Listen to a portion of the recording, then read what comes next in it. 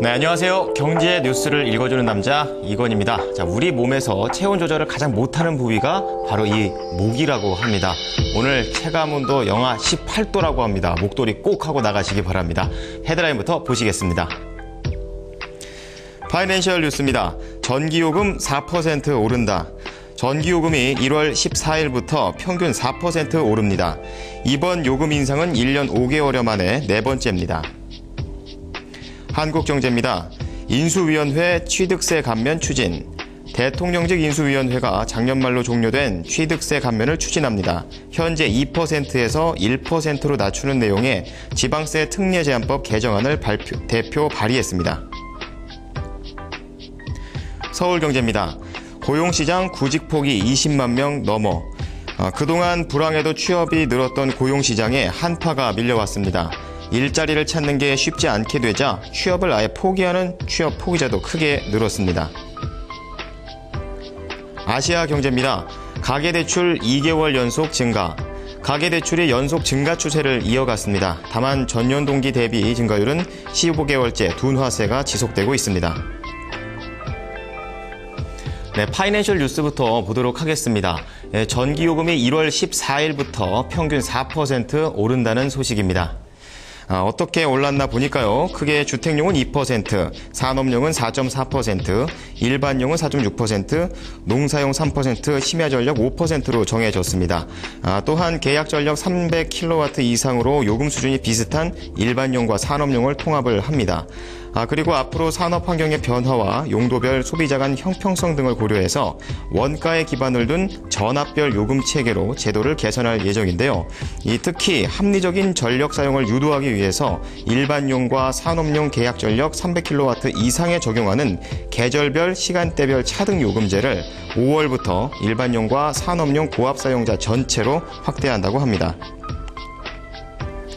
한국경제 보도록 하겠습니다. 작년 말에 종료가 됐던 주택 취득세 감면이 다시 인수위원회에 의해서 추진되면서 주택시장 거래 공백에 대한 우려가 한층 덜어질 전망입니다. 9일 부동산 업계에 따르면 인수위원회가 9억 원 이하 주택의 취득세율을 낮추는 지방세 특례 제한법 개정안을 대표 발의했다고 하는데요. 자세하게 들어가 보면 9억 원 이하 주택은 2%에서 1%로 9억 원 이상에서 12억 원 이하 주택은 4%에서 2%로 12억 원 이상은 4%에서 3% 등으로 낮추는 내용을 담고 있습니다. 이에 따라 올해 1분기 준공 예정인 아파트 입주를 앞두고 있는 사람도 입주를 미루는 불편을 덜 수 있을 것으로 전망이 됩니다. 서울경제입니다. 고용시장에 한파가 불어닥치고 있습니다. 9일 통계청이 발표한 지난 2012년 12월 고용 동향을 보면 취업자 수는 전년 대비 27만 7천만 명 늘어나는데 그쳐 2011년 9월 이후 15개월 만에 20만 명대로 주저앉았는데요. 또한 일자리 찾기가 쉽지 않아서 12월에만 취업 포기자가 11,000명이 증가하면서 전체 20만 4천 명에 육박한다고 합니다. 전문가들은 이번 고용 한파에서 취업자도 실업자도 아닌 돈을 벌지 않는 비경제 활동 인구가 증가했고 이 중에서 취업 준비자와 구직 단념자의 비중이 컸다는 점에서 현 고용 시장이 구조적으로 어둡다고 지적을 했습니다. 자, 마지막으로 아시아 경제 보도록 하겠습니다. 가계대출이 2개월 연속 증가하고 있습니다. 다만 전년 동기 대비해서 증가율은 15개월째 둔화세가 지속되고 있다고 합니다. 한국은행이 9일 내놓은 예금 취급기관 가계대출 자료를 보면 11월 예금은행과 비예금은행 취급기관의 가계대출은 총 653조 1천억 원으로 전월보다 2조 원 증가했고요. 증가폭은 지난해 같은 달과 비교해 2.9%였습니다.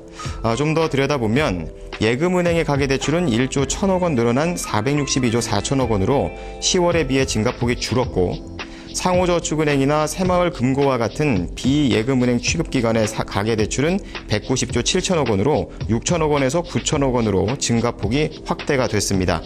한은 측에서는 가계대출이 전년 동기 대비 15개월 연속 둔화세라면서 주택시장을 포함한 소비 부문이 활성화되지 못하고 있기 때문이라고 분석을 했습니다.